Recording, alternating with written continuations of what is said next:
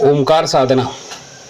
मन प्रसन्न करण्यासाठी ओंकार साधना हा उत्तम उपाय मानला जातो. कोणत्याही मंत्राच्या अगोदर ओम लावण्याची पद्धत आहे.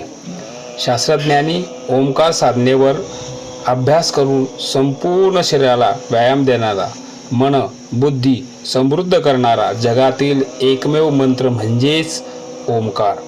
आज आपण मुद्रायुक्त किंवा मुद्रारूपी ओंकार कसा करायचा याविषयी माहिती घेणार आहोत.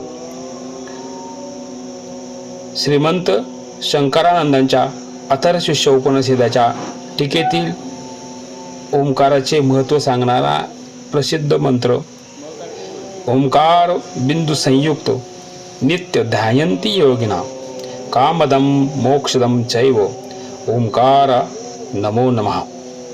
भावार्थ जर बघितला तर ओंकार हा बिंदू संयुक्त असून योगीने त्याचे नित्य ध्यान करावे. अशा या कामद म्हणजेच ऐहिक सुख देणारा, मोक्षदम पारमार्थिक मुक्ती देणारा असणाऱ्या त्या ओंकाराला नमन असो असा भावार्थ समजतो.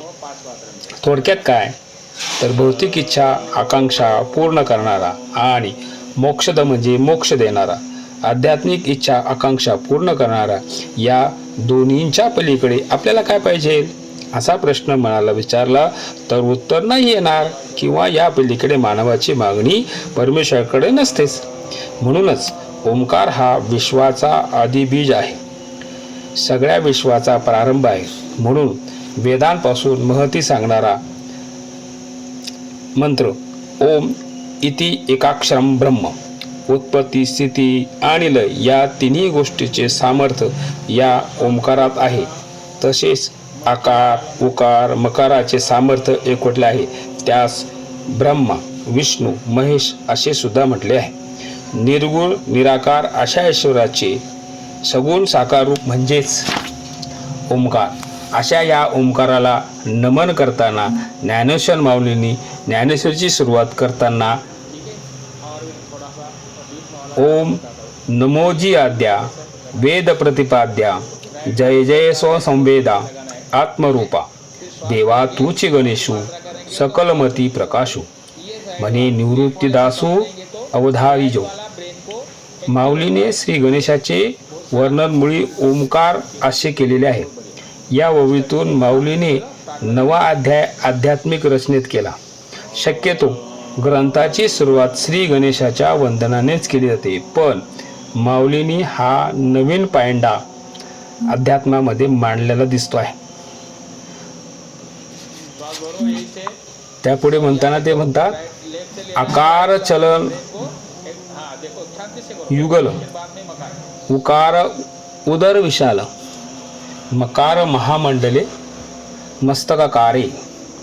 हे तिन्ही एकवटले जेथे शब्द ब्रह्म कळविले ते मिथ्या श्री गुरुपका नमिले आदी बीज.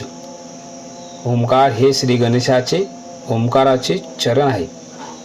उकार हे उदराच्या ठिकाणी आहे आणि मकार महामंडले मकार हा मस्तकाचा भाग आहे. हे तिन्ही शब्द ब्रह्म येथे प्रकटले.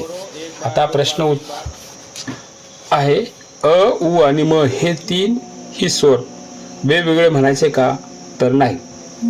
वर सांगितल्याप्रमाणे अ म्हणता म्हणता उ आला पाहिजे. तोंडाचा चंबू करून तो करायचा असतो. उ म्हणता म्हणता म आला पाहिजे. म्हणजेच अ उ हे दोन्ही स्वर आहे, पण म हे व्यंजन आहे.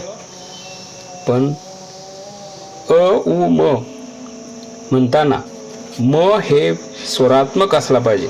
याचा अर्थ की तो कुठेही जिभेला दाताला ओठाला म चा उच्चार करताना अ उ और म ये तीनों मिला के करने वाले ओ 3 बार करेंगे, उ को 3 बार करेंगे और मो को 3 बार करेंगे. वाइब्रेशन जैसे प्राण मुद्रा, अपान मुद्रा और ज्ञान मुद्रा, इससे 3 मुद्रा लगती है. जैसे ठीक है, चलो स्टार्ट.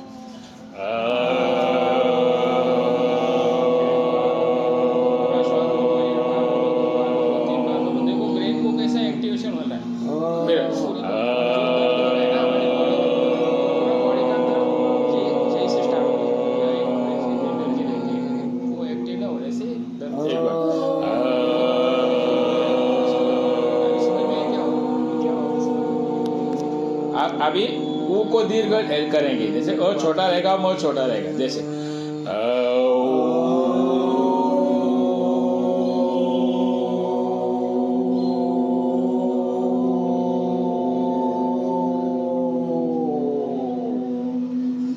म करके छोड़ेंगे, फिर वापस श्वास भरो।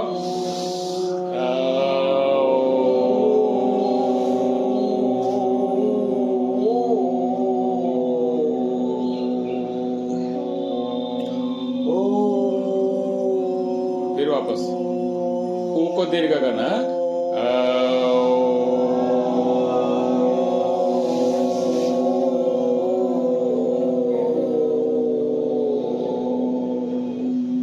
अभी म को अ ऊ छोटा करेंगे, अ समझ लो 2, ऊ 3 मात्रा में चलेगा, तो म 5 मात्रा में, ऐसा लंबा खींचना है।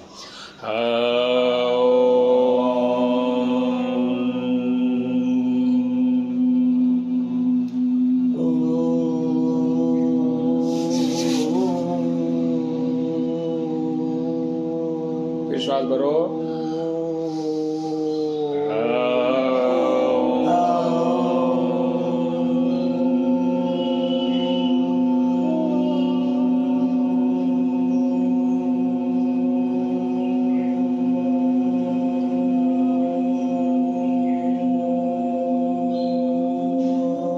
फिर एक बार फिर श्वास भर लो पूरा, म की ज्यादा लंबी खींचेंगे।